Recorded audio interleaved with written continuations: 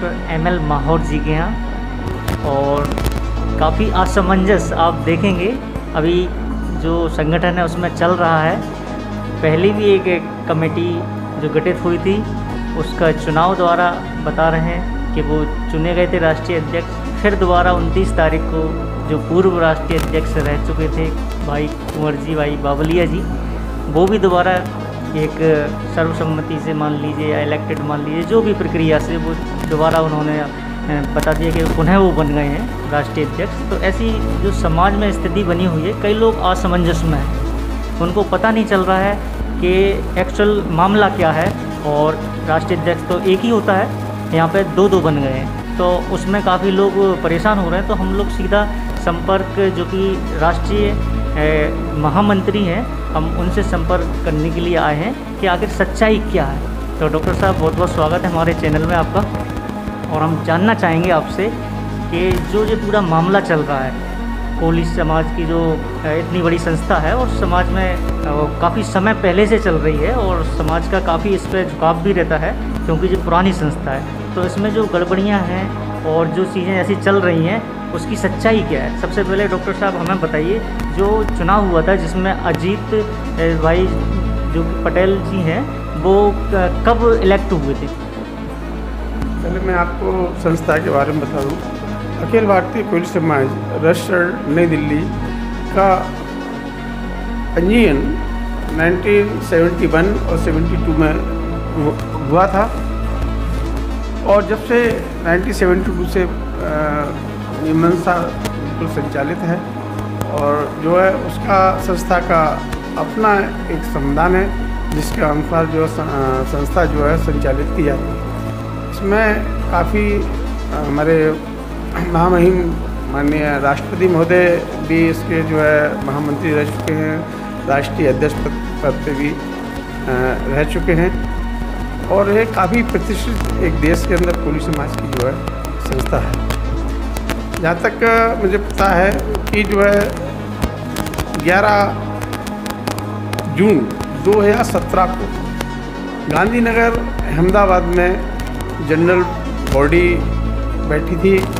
हमारे जो है संस्था की जो राष्ट्रीय कार्यकारिणी जो होती है वो बैठ के जो है उसमें कुंवर जी भाई बावलिया जी को जो है राष्ट्रीय अध्यक्ष पद के लिए जो है चुना गया था, और संविधान के अनुसार राष्ट्रीय अध्यक्ष का जो है कार्यकाल है वो 3 वर्ष का होता है। तो उनका जो मुख्य जो कार्यकाल था वो जो है 10 जून 2020 को जो है समाप्त हो चुका था, क्योंकि 24 मार्च को विश्वव्यापी कोविड-19 से इलेक्शन नहीं हो पाए। जब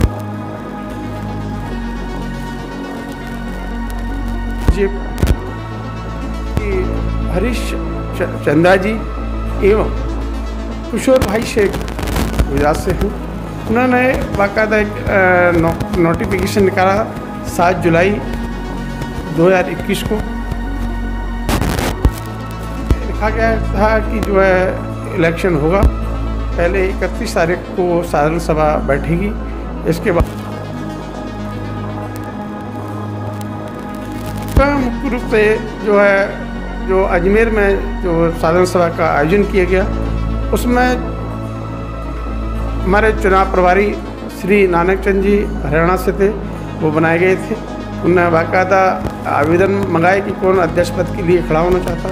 उसमें 6 लोगों ने फॉर्म जो है मुख्य रूप से भरे थे, जिसमें से 4 लोगों ने जो है अजीत भाई को जो है समर्थन दिया। केवल जो है अजीत भाई एन पटेल सूरत गुजरात एवं चंद्रवदन पीठावाला, उन दोनों के बीच में इलेक्शन हुआ, जिसमें जो है मुख्य रूप से जो है अजीत भाई एन पटेल जो है निर्वाचित हुए।